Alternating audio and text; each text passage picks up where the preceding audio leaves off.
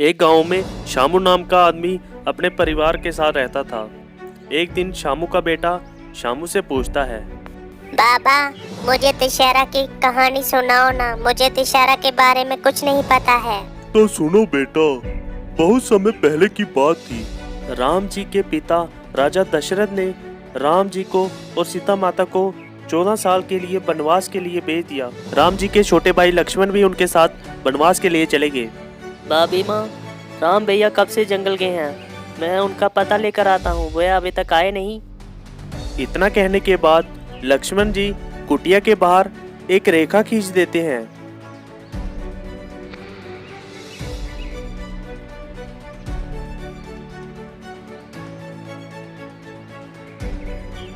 भाभी माँ, आप इस रेखा के बाहर मत आना, मैं भैया राम जी को ढूंढ कर आता हूँ। इतने में रावण अपने पुष्प विमान में वहां आ जाता है।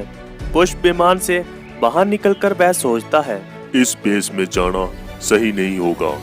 मैं साधु का रूप धारण कर लेता हूँ। और फिर साधु बनकर रावण सीता माता के कुटिया के पास चला जाता है और कुटिया के बाहर पहुंचकर भिक्षा मांगने लगता है। भिक्षाम देहि, भिक्षाम देहि, भिक्षाम देहि, भिक्षाम देहि। और जैसे ही माता सीता भिक्षा देने के लिए बाहर आती है तो साधु कहता है, हे स्त्री, मुझे इस रेखा के बाहर आकर भिक्षा दो। और जैसे ही सीता माता रेखा के बाहर आती है तो रावण अपना रूप बदलकर सामने आ जाता है।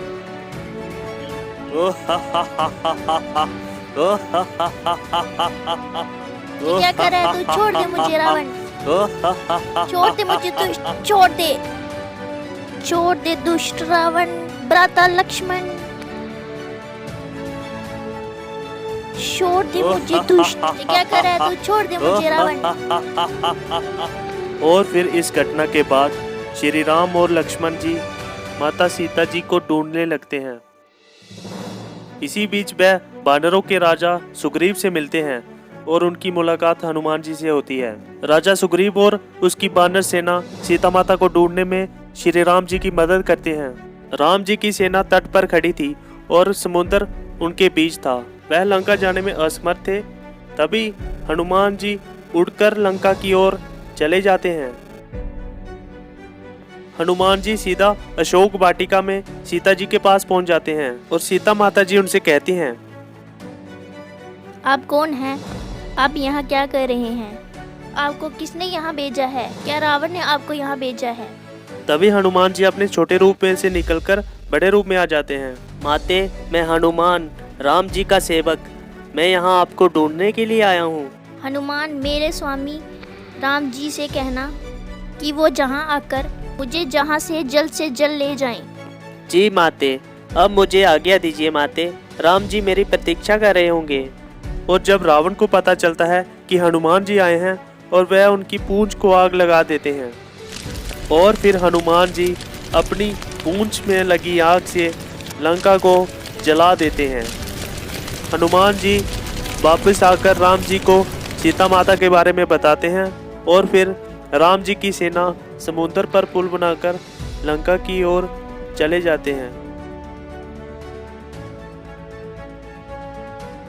और अंत में राम जी और रावण के बीच में भयंकर युद्ध शुरू हो जाता है। तुम मेरे शस्त्र से नहीं बच पाओगे राम।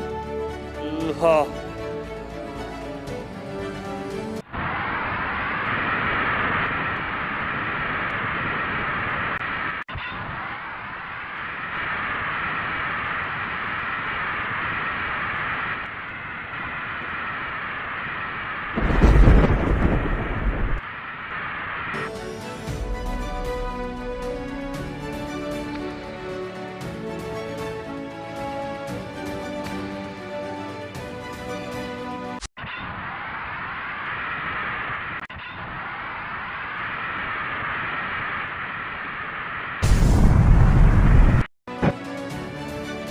और फिर राम जी अपना सुदर्शन चक्र चलाते हैं जिससे रावण की गर्दन उसके शरीर से अलग हो जाती है, लेकिन रावण का वध फिर भी नहीं होता है।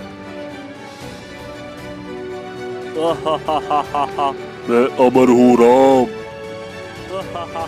ऐसे तो हम रावण का वध कभी नहीं कर पाएंगे। प्रभु राम जी, रावण की नाभि पर वार कीजिए। और फिर राम जी रावण की नाभि पर वार करते हैं और इस तरह रावण का अंत हो जाता है। और फिर राम जी अयोध्या में सीता माता को लेकर वापस आ जाते हैं। इसीलिए हर वर्ष रावण को जलाया जाता है, क्योंकि सबको पता चलना चाहिए बुराई का अंत अच्छाई ही करती है।